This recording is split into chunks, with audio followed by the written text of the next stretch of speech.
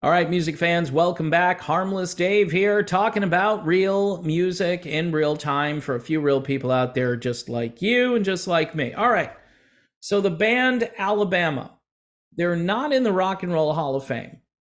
They're in the Country Music Hall of Fame. They're on the Hollywood Walk of Fame. They won so many awards during the 80s and then into the 90s that it's incomprehensible. 21 consecutive number one singles. 21. 73 million albums sold.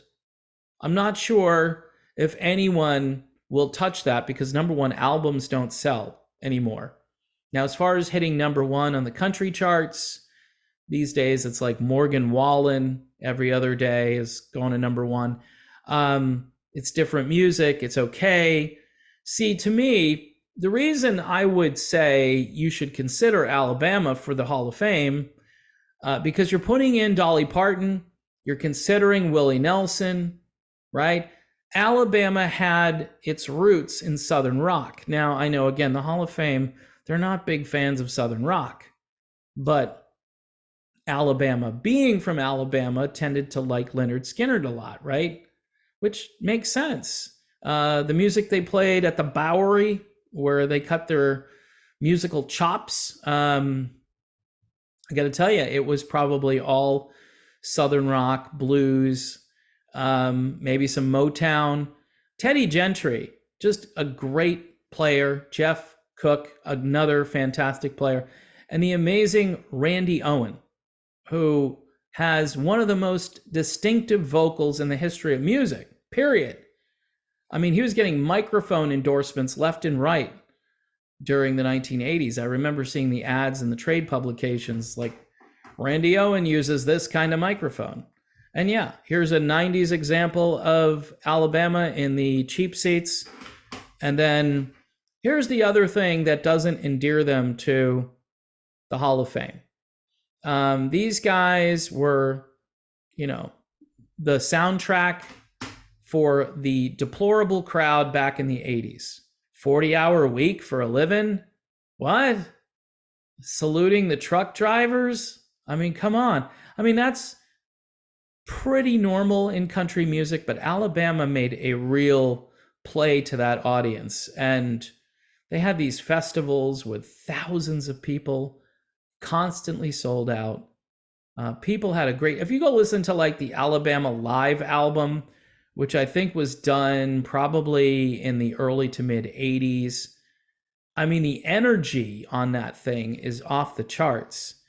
I never thought a country band would do a live album like that, but that's comparable to some of the energy on very popular rock albums that were recorded live. I mean, incredible. And these guys aren't ever going to be considered for the Rock Hall because they check all the wrong boxes. Working class, they won all these awards, but and they crossed over, by the way. A lot of their awards were crossover awards from country to pop or top 40. Feels So Right, Love in the First Degree, right? I mean, these songs were on the radio and they had impact. And that's when, of course, you had, Eddie Rabbitt and Ronnie Milsap. You had a lot of that crossover stuff still happening, whereas today that never happens. And that's another reason why I think, this band is really special. And there should be some consideration based on their body of work. But most likely there won't be. And the reason, like I say, is multifaceted. They go against everything that the Rock and Roll Hall of Fame believes. Here is a little paragraph or so from their bio. Alabama is the band that changed everything. They reeled off 21 straight number one singles, a record that will probably never be equaled in any genre. They brought youthful energy, sex appeal, and a rocking edge that broadened country's audience and opened the door to self-contained bands from then on. And they undertook a journey that led 73 million albums later to the Country Music Hall of Fame and the Hollywood Walk of Fame. But that's not good enough for the Rock and Roll Hall of Fame. Nope.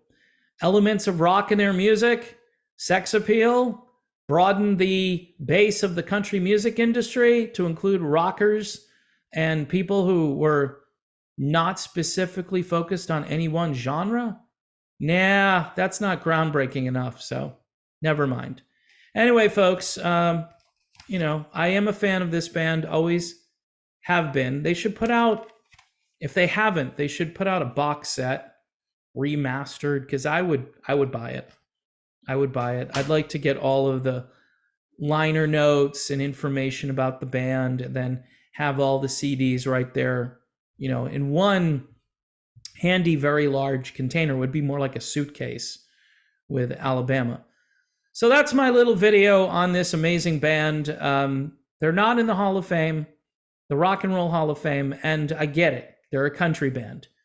But again, if we're going to use Dolly Parton and Willie Nelson and maybe a couple other people who have gotten in as examples as to why maybe the Hall of Fame should consider Alabama, if we're going to do all that stuff, we should probably at least, put it out there, which I just did. So again, thanks for watching, and I will see you soon.